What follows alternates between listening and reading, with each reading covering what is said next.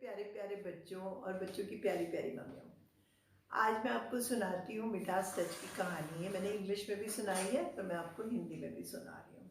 जैसे कि मैंने प्रॉमिस किया था कि मैं सारी स्टोरीज इंग्लिश और हिंदी दोनों में सुनाऊंगी ताकि सबको समझ आए, और जो जिनकी हिंदी कमज़ोर है उनकी हिंदी इम्प्रूव हो जाए और जिनकी इंग्लिश कमज़ोर है उनकी इंग्लिश इम्प्रूव हो जाए।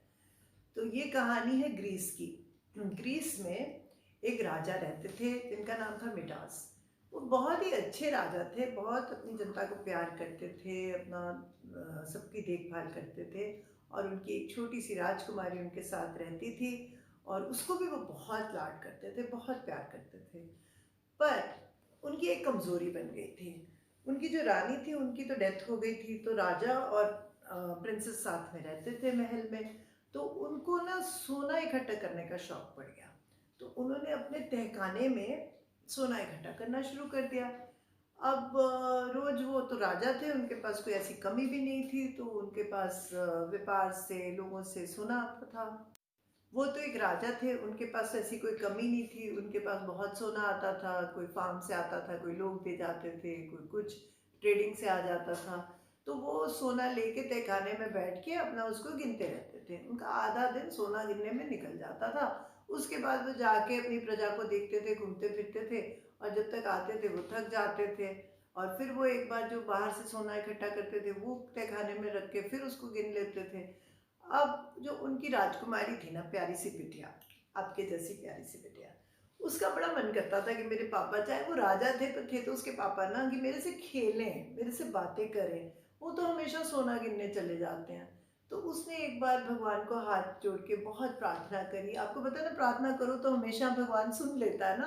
तो वो छोटी सी बच्ची ने इतनी दिल से प्रार्थना करी कि हे भगवान, कुछ ऐसा करो ना कि मेरे पापा ये सोना गिनना छोड़ दें और मेरे साथ खेलें और ज़िंदगी का मज़ा लें, और हम घूमें फिरें, नाचे गाएं, नहाने जाएं, नदी पे जाएं। तो उनके पास कभी टाइम ही नहीं होता ये सब करने को। तो भगवान ने उस बच्ची की सुन ली। तो उन्होंने सोचा कि ये इतनी प्यारी बच्ची बिल्कुल ठीक बात कह रही है, तो इनको कुछ करना पड़ेगा। तो भगवान ने क्या किया, जब दोपहर को राजा गए अपनी प्रजा को देखने, वो भगवान भेष बदल के, और एक उनका साथी था, सार्थक था, उसको लेके वहाँ आ गए। अब सार्थक को थोड़ा सा उन्होंने सिंपल से कपड़ों में खड़ा कर दिया जहाँ से राजा गुजर रहे थे। उन्होंने, सार्थक ने राजा को बोला कि मैं बहुत भूखा हूँ। तो राजा ने कहा कोई बात नहीं, तुम यहाँ नए हो क्या? उसने कहा हाँ। तो कोई बात नहीं, तुम हमारे राज में आए हो, आओ मैं तुम्हें राजमहल में खाना खिला देता हूँ। तो राजा बड़ा नेक इंसान था, बहुत दिलेर था। वो उसको राजमहल में ले गया और वहाँ उनको अच्छे से बिठाया, खाना वाना खिलाया, उनको नए कपड़े दिए, उनकी बहुत सेवा करी। तो जब ये सब किया तो जो भगवान थे वो आए, उन्होंने राजा को बोला कि मैं तो अपने दोस्त को ढूंढता ढूंढता आ गया, और आपने इतना ध्यान रखा मेरे दोस्त का, मैं आपसे बेहद खुश हूँ। आप मेरे से कोई वरदान मांग लो। तो राजा सोच में पड़ गया, मैं क्या मांगू भगवान से? तो भगवान ने कहा कोई बात नहीं, जो चीज़ आपको अच्छी लगती है वो मांग लो। तो राजा ने बोला मुझे तो सोना अच्छा लगता है। तो ऐसा करो, आप ऐसा कुछ कर दो ना जिससे मैं जिस भी चीज़ को हाथ लगाऊं वो सोने की हो जाए। क्या ऐसा हो सकता है? तो भगवान ने कहा फिर से सोच लो एक बार, तुम सच्ची में ऐसा वरदान मांगना चाह रहे हो? उसने कहा अरे, अगर ऐसा हो जाए तो इससे बढ़िया तो कोई बात ही ना हो। मुझे तो सोना गिनने की भी जरूरत ना पड़े, मेरा तो चारों तरफ सोना ही सोना हो जाएगा। इससे अच्छा क्या हो सकता है? तो भगवान ने कहा ठीक है, तथास्तु, तुम्हें ये मैंने वरदान दे दिया। अब राजा खुशी खुशी सो गया। जब वो अगले दिन उठा तो उसने देखा पाँव जमीन पे रखे, जमीन सोने की हो गई, पलंग को हाथ लगाया, पलंग सोने का हो गया। वो खुशी से नाच उठा कि वाह, ये तो सच्ची में हो गया। तो उसने सारे लोगों को बोला कि चलो पार्टी करते हैं, खाना लगाओ, नाश्ता लगाओ, हम लोग सब पार्टी करेंगे। फिर वो डाइनिंग रूम में चले गए। बहुत सुंदर उनका महल का डाइनिंग रूम था, खूब पकवान लगे थे, सारे लोग आ गए पार्टी करने कि राजा हमारा इतना पावरफुल हो गया है, वो जिस चीज़ को छुएगा वो सोने की हो जाएगी। अब जब पार्टी करनी शुरू करी तो क्या हुआ? सोचो क्या हुआ होगा। राजा को पहले तो प्यास लगी थी, उन्होंने गिलास में पानी डाला और पानी पीने लगे। पानी पीते पीते देखा अरे, पानी तो सारा सोने का बन गया। फिर उन्होंने ब्रेड उठाई खाने को, ब्रेड भी सोने की बन गई। ना वो पानी पी सक रहे थे, ना वो ब्रेड खा सक रहे थे। अब क्या करते? अब तो वो परेशान हो गए। इतने में उनकी राजकुमारी भागी भागी आई, पापा पापा कर। इससे पहले कि राजा उसको रोक पाते, वो आके अपने पापा से खूब गले मिल ली और चिमड़ गई। अब जैसे ही वो चिमड़ी, क्या हुआ सोचो, वो तो पूरी सोने की बन गई, वो तो एक सोने की मूर्ति बन गई, वो बची ही नहीं राजकुमारी, और वो पत्थर जैसी सोने की मूर्ति बन के खड़ी हो गई।